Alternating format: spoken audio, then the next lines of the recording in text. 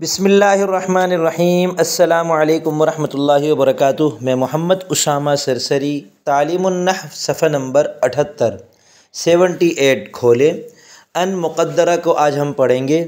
ہم نے پڑھے 4 حروف جو فعل مضارع کو منصوب کر دیتے ہیں، ان، لن، کئی اور اذن۔ یہ ان چاروں کے بعد جب فعل مضارع آتا ہے تو وہ منصوب ہو جاتا ہے، جیسے یذهب وہ جاتا ہے۔ اگر یہ ان کے بعد آئے گا تو یہ ہو جائے گا ان یذهبا، لن کے بعد آئے گا تو یہ بن جائے گا لن یذهبا، کئی کے بعد آئے گا تو یہ بن جائے گا کئی یذهبا، اسی طرح اذن کے بعد آئے گا تو یہ بن جائے گا اذن یذهبا۔ یہ 4 تو ہم نے پڑھ لیے۔ اب کچھ مقامات اور ایسے ہیں جہاں فعل مضارع منصوب ہوتا ہے، اور کچھ مقامات ایسے ہیں جہاں فعل مضارع منصوب بھی پڑھا جاتا ہے، مرفوع بھی پڑھا جاتا ہے۔ تو علماء نحو نے غور کر کے ان مقامات کی حد بندی کرنے کے لیے آسان طریقہ یہ بتایا کہ جن مقامات میں فعل مضارع منصوب ہوتا ہے اور ان 4 میں سے کوئی حرف وہاں نہیں ہوتا، تو وہاں ہم ان کو مقدر مانتے ہیں، ان کو۔ اور اس ان کو مقدر ماننا جو ہے وہ سمجھ میں بھی آتا ہے، کیونکہ ان جو ہے وہ فعل مضارع کو مصدر بنا دیتا ہے، تو وہاں فعل مضارع در حقیقت مصدر بن کر ایک مفرد کے معنی میں آ رہا ہوتا ہے، ورنہ فعل مضارع فعل ہے، وہ اپنے فاعل کے ساتھ مل کر پورا ایک جملہ ہوتا ہے، لیکن جب اس سے پہلے ان مقدر مان لیتے ہیں تو ان فعل مضارع کو مصدر کی تعویل میں کر کے مفرد کر دیتا ہے۔ اور وہ مقامات ایسے ہیں جہاں فعل مضارع جہاں مفرد معنی میں آ رہا ہوتا ہے، ٹھیک ہے، مصدری معنی میں آ رہا ہوتا ہے، تو وہاں ان کو مقدر مان لیا جاتا ہے۔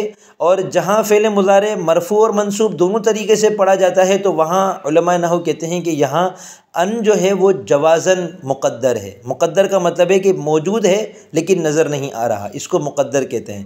تو ان کا مقدر ہونا 2 طریقے سے ہے، وجوبی اور جوازی۔ جہاں فعل مضارع منصوب ہی ہوتا ہے، مرفوع نہیں ہوتا، اور وہاں ان، لن، کئی اور اذن میں سے کوئی حرف نہیں پایا جا رہا، تو وہاں ہم کہیں گے یہاں پر ان وجوباً مقدر ہے۔ اور جہاں فعل مضارع کبھی مرفوع پڑھا جاتا ہے، کبھی منصوب پڑھا جاتا ہے، مرفوع منصوب دونوں طریقے سے پڑھا جاتا ہے جن مثالوں میں، تو وہاں پھر ہم کہتے ہیں کہ یہاں فعل مضارع سے پہلے ان جوازاً مقدر ہے۔ جوازاً مقدر کا کیا مطلب ہے کہ اگر فعل مضارع کو مرفوع پڑھیں گے تو ان نہیں مانیں گے، اور اگر منصوب پڑھیں گے تو ان مانیں گے۔ اب کتاب دیکھیں، ان مقدرہ۔ تقدیر ان کی 2 قسمیں ہیں۔ ان کو فرض کر لینے کی، تقدیر کا مطلب ہے فرض کرنا، مقدر کا مطلب ہے اس کو فرض کر لیا گیا ہے۔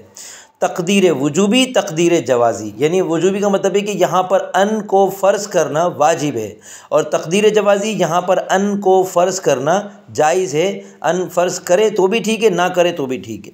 تقدیر وجوبی 5 جگہوں میں ان وجوباً مقدر ہوتا ہے۔ نمبر 1، لام جحود کے بعد، جیسے وما کان اللہ لیعذبہم، اللہ تعالیٰ ایسا نہیں ہے کہ ان کو عذاب دے۔ آگے آیت ہے وانت فیہم، اے رسول اس حال میں کہ آپ ان میں موجود ہو، یعنی رسول کی موجودگی میں اللہ تعالیٰ اپنی اس امت کو عذاب دے، تو اللہ نے اس کا منع کیا ہے، انکار کیا ہے۔ تو جحود کا مطلب ہوتا ہے انکار کرنا، نفی۔ تو آگے بتا بھی رہے لام جحود وہ لام ہے جو کانا منفی کی خبر پر تاکید کے لیے آتا ہے۔ ما کانا، یہ کانا منفی آ گیا ماں کی وجہ سے۔ ما کان اللہ، اللہ تعالیٰ نہیں ہے، کیسا نہیں ہے اللہ تعالیٰ، لیعذبہم کہ ان کو عذاب دے، ایسا نہیں کہ ان کو عذاب دے، ٹھیک ہے۔ تو اب یہاں پر دیکھیں، یہاں پر ان کو مقدر ماننا واجب ہے، تو یہ لیعذبہم اصل میں ہے لأن یعذبہم۔ یعذبہم کا مطلب ہے اللہ ان کو عذاب دیتا ہے، اور ان یعذبہم کا مطلب ہے اللہ تعالیٰ کا ان کو عذاب دینا۔ اب یہ واحد کے معنی میں آ گیا۔ تو اب وما کان اللہ لیعذبہم، اب لام زیر لی کا ترجمہ ہم فرض کر لیتے ہیں، اس کا ترجمہ ہے کے لیے۔ تو اللہ تعالیٰ ان کو عذاب دینے کے لیے نہیں ہے، اس حال میں کہ تم ان کے اندر ہو، یعنی اللہ ان کو عذاب دینے والا نہیں ہے۔ تو اس کا ترجمہ پھر یوں کرتے ہیں اللہ ایسا نہیں ہے کہ ان کو عذاب دے۔ نمبر 2، حتیٰ کے بعد۔ حتیٰ کا ترجمہ ہوتا ہے حتیٰ کہ، جبکہ حتیٰ کے بعد فعل مضارع مستقبل کے معنی میں ہو، جیسے وزلزلوا حتیٰ یقول الرسول، اور وہ ہلا دیے گئے یہاں تک کہ رسول نے کہا، رسول کہنے لگے، یہاں تک کہ رسول کہے گا۔ تو حتیٰ فعل مضارع مستقبل کے معنی میں جب ہو، اس سے پہلے جب حتیٰ ہو تو اس حتیٰ اور فعل مضارع کے درمیان ان مقدر مانا جاتا ہے۔ اچھا آپ کہیں گے یہ ان مقدر کیوں مان رہے بھائی؟ یہاں پہ سیدھا سیدھا یہ کہہ دو جیسے ان لن کئی اذن ہے، ایسے لام زیر لی ہے، ایسے ہی حتیٰ ہے، تو پھر اس سے کیا ہوتا ہے کہ جو گرامر ہوتی ہے نا وہ منظم نہیں ہو پاتی ہے، کیونکہ حتیٰ کو ہم پہلے ہی ایک جگہ مان چکے ہیں حرف جر کے طور پر، لام زیر لی کو پہلے ہی ہم حرف جر کے طور پہ مان چکے ہیں۔ تو یہاں پر بہتر یہ ہے کہ ان کو اپنی اس حالت میں برقرار رکھتے ہوئے اگر فرض کیا جا سکتا ہے تو وہ ہے نا ہمارے پاس ان مقدر مان لیں، تو حتیٰ حرف جر رہے گا، لام حرف جر رہے گا۔ نمبر 3، اس او کے بعد جو الا یا اللہ کے معنی میں ہو، او ہے لیکن الا کے معنی میں ہے، الا کا مطلب ہے تک، یا پھر اللہ کے معنی میں ہے، اللہ کا مطلب ہے سوائے، یعنی او پڑھیں گے اور ترجمہ ہوگا تک، او پڑھیں گے اور ترجمہ ہوگا سوائے۔ جیسے لأحبسنک او تعطینی حقی، میں تم کو قید کر کے رکھوں گا، یہاں پر او الا کے معنی میں، یہاں تک کہ تم مجھے میرا حق دے دو، تمہیں مجھے میرا حق دینے تک میں تم کو قید کر کے رکھوں گا۔ یہ میں نے جو ترجمہ کیا یہ ان مقدر کی وجہ سے یہ ترجمہ کرنا آسان ہو گیا، تو یہ اس او کے بعد ان مقدر ہے۔ اور دوسری مثال ہے لأضربنک او تسلم ای الا ان تسلم، میں تم کو مارتا رہوں گا یہاں تک کہ تم مسلمان ہو جاؤ، حالانکہ ایسا کرنا ٹھیک نہیں ہے، بس ایک مثال انہوں نے بنائی ہے۔ تو لأضربنک، میں آپ کو ماروں گا، ضرور ماروں گا، او تسلم، الا یہ کہ آپ مسلمان ہو جائیں، الا یہ کہ آپ مسلمان ہو جائیں۔ تو یہاں پر او الا کے معنی میں ہے اور اس الا کے بعد ان مقدر ہے۔ نمبر 4، اس واو کے بعد جو ماں کے معنی میں ہو اور 6 چیزوں کے بعد واقع، یعنی واو ہے اور وہ ماں کے معنی میں، واو بمعنی ماں، مفعول معہ سے پہلے آتا ہے۔ تو اب مفعول معہ کسی فعل مضارع کو بنانا ہے تو فعل مضارع تو فعل ہوتا ہے جو کہ جملہ ہوتا ہے، تو اس کو پھر مفرد بنانا پڑے گا کیونکہ مفعول معہ مفرد ہوتا ہے۔ تو اس کا ایک بہترین طریقہ ہے کہ اس سے پہلے ان مقدر مان لیں، تو ان کی وجہ سے وہ مصدر بن جائے گا، اور مصدر جو ہے پھر اس کو ہم مفعول معہ کے معنی میں لے لیں گے اور واو کو ماں کے معنی میں لے لیں گے۔ تو اب یہ 6 چیزوں کے جواب میں آتا ہے، بعد میں آتا ہے، امر کے بعد آتا ہے، نہیں کے بعد آتا ہے، نفی کے بعد آتا ہے، استفہام کے بعد آتا ہے، تمنا کے بعد آتا ہے، عرض و تحزیز کے بعد آتا ہے۔ ان 6 کی مثالیں نیچے لکھی ہیں۔ امر کی مثال لکھی ہے زرنی و اکرمک، تم میری زیارت کرو اس کے ساتھ کہ میں تمہارا اکرام کروں، یعنی کبھی تم اس طرح بھی تو آؤ نا کہ میں کچھ کھانا پینا بھی تمہارا کر سکوں، جسے ہم اردو میں بولتے ہیں، تو اس کو عربی میں بولتے ہیں زرنی و اکرمک۔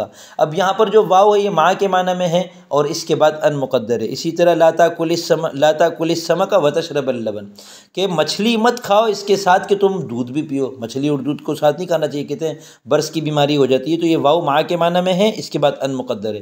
ما تاتینا وتحدثنا، تم ہمارے پاس نہیں آتے ہو اس کے ساتھ کہ ہم تمہارے ساتھ بات بھی کریں، یعنی تم ہمارے پاس آتے ہو چپ چاپ چلے جاتے ہو، اس طرح بھی آؤ نا کہ تمہارا ہمارے پاس آنا بھی پایا جائے اور اس کے ساتھ ساتھ ہمارا بات چیت کرنا بھی پایا جائے۔ یہ میں یوں اس طرح بتا رہا ہوں آپ کو تاکہ آپ کو ساتھ والا مفہوم سمجھ میں آ جائے۔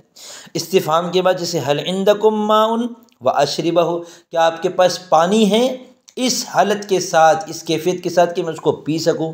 اب اس کے دونوں مطلب ہے کہ پانی پینے کے قابل کوئی پانی موجود ہے، یا پانی اتنا ہے کہ میں پی لوں اور ساتھ ساتھ دیگر کام بھی ہو جائیں، تو یہ دیکھیں ساتھ کے معنی میں آ رہا ہے۔ تمنا کے بعد جیسے تمنی کے بعد لیت لی مالن، کاش میرے پاس مال ہوتا، وانفقہ، اس کنڈیشن کے ساتھ کہ میں اس کو خرچ بھی کرتا۔ عرض کے بعد جیسے الا تنزل بنا، الا تنزل بنا وتصیب خیرا، تم ہمارے پاس کیوں نہیں آتے ہو، یہ عرض ہے، عرض کا مطلب ہے کسی کو ابھارنا، وتصیب خیرا، اس کے ساتھ کہ تم خیر کو پہنچ جاؤ، اس طرح ہمارے پاس آؤ کہ تم خیر کو پہنچ جاؤ۔ تو یہاں پر اس واو کو ساتھ کے معنی میں انہوں نے لیا، لیکن کبھی روانی میں یا بامحاورہ ترجمہ کرنے کے لیے آپ اس کا ترجمہ تاکہ بھی کر سکتے ہیں۔ اور اگلا ہے اس فا کے بعد، نمبر 5، اس فا کے بعد جس کا ما قبل ما بعد کے لیے سبب ہو۔ کیا مطلب؟ فا کا مطلب، فا کا ترجمہ ہو تاکہ، تو پھر کیا ہوگا، ما قبل ما بعد جو ہے، ما قبل جو ہے یعنی پہلے والا جو ہے، فا سے پہلے والا، وہ فا کے بعد والے کے لیے سبب بن جائے گا جب ہم فا کا ترجمہ کریں گے تاکہ، اور یہ واقع ہوتا ہے 6 چیزوں کے بعد، انہی 6 چیزوں کے بعد۔ نیچے مثالیں دیکھیں حاشیے میں، امر کے بعد جیسے زرنی فوکریما کا، میری زیارت کرو تاکہ میں تمہارا اکرام کروں، مچھلی مت کھاؤ تاکہ تم دودھ بھی پیو، مچھلی مت کھاؤ تاکہ تم دودھ پی سکو گے، مچھلی کھاؤ گے تو دودھ نہیں پی سکو گے۔ اور ما تأتینا فتحدثنا، تم ہمارے پاس کیوں نہیں آتے ہو تاکہ تم سے بات کریں، حل عندکم ماء، کیا آپ کے پاس پانی ہے تاکہ میں اس کو پیوں، کاش میرے پاس مال ہوتا تاکہ میں اس کو خرچ کرتا، اور تم ہمارے پاس کیوں نہیں آتے ہو تاکہ تم خیر کو پہنچ جاؤ۔ یہ تھا تقدیر وجوبی۔ تقدیر جوازی کیا ہے؟ دو جگہوں کے بعد، لام کئی کے بعد اور حروف عاطفہ کے بعد۔ لام کئی کیا ہے؟ وہ لام جو کئی کے معنی میں ہو، جیسے کئی کا ترجمہ ہوتا ہے نا تاکہ، اور جیسے اوپر فا کا ترجمہ ہم تاکہ کر رہے تھے، ایسے ہی لام کا ترجمہ بھی ہوتا ہے تاکہ۔ تو اس کے بعد بھی ان مقدر ہوتا ہے، لیکن اس ان کو ہم مقدر جوازی طور پر مانتے ہیں، جیسے قام زید لیذهب، زید کھڑا ہو گیا تاکہ جائے، تو زید جانے کے لیے کھڑا ہو گیا۔ اگر اس کو یوں پڑھیں گے قام زید لیذهب، تو پھر یہاں ہم کہیں گے ان مقدر نہیں ہے، اس وجہ سے اس کو جوازن مانا ہے۔ اور حروف عاطفہ واو، فا، ثم اور او، ان چار حروف عاطفہ کے بعد جبکہ معطوف علیہ اسم ہو، معطوف علیہ فعل نہ ہو، جیسے اعجبنی ضربک، تمہارا مارنا مجھے اچھا لگا، ضربک زیدن، تمہارا زید کو مارنا مجھے اچھا لگا، وتشتیما، یہ وتشتیما کا تشتیما کا مطلب ہے تم گالی دو، تم گالی دے رہے ہو، ٹھیک ہے، اور تمہارا اس کو گالی دینا، تمہارا زید کو مارنا اور تمہارا گالی دینا مجھے اچھا لگا، لا حول ولا قوت الا باللہ۔ یہ تو غلط بات تھی، اس کی حوصلہ شکنی کرنی چاہیے تھی۔ تو اس کو یوں کہہ سکتے ہیں کہ اگلا طنز کر رہا ہوگا، ہاں تمہارا مارنا اور تمہارا گالیاں دینا تو مجھے بڑا اچھا لگا، تو یہ اس طریقے سے ہم اس کی تعویل کر سکتے ہیں اخلاقی طور پر۔ تو اب یہاں پر کیا ہے؟ ضرب کا زیدن، یہ اسم ہے معطوف علیہ، واو حرف عطف ہے، اور تشتیمہ فعل مضارع ہے جو کہ معطوف ہے اس سے پہلے۔ اب اس کو تشتیمہ پڑھیں گے تو ان مقدر ہوگا، تشتیمو پڑھیں گے تو ان مقدر نہیں ہوگا، پھر اس صورت میں ہم کہہ دیں گے بھئی واو حالیہ ہے اور آگے فعل مضارع پورا جملہ ہو کر حال کے معنی میں ہے۔ تمہارا زید کو مارنا اس حال میں کہ تم گالیاں بک رہے تھے مجھے اچھا لگا۔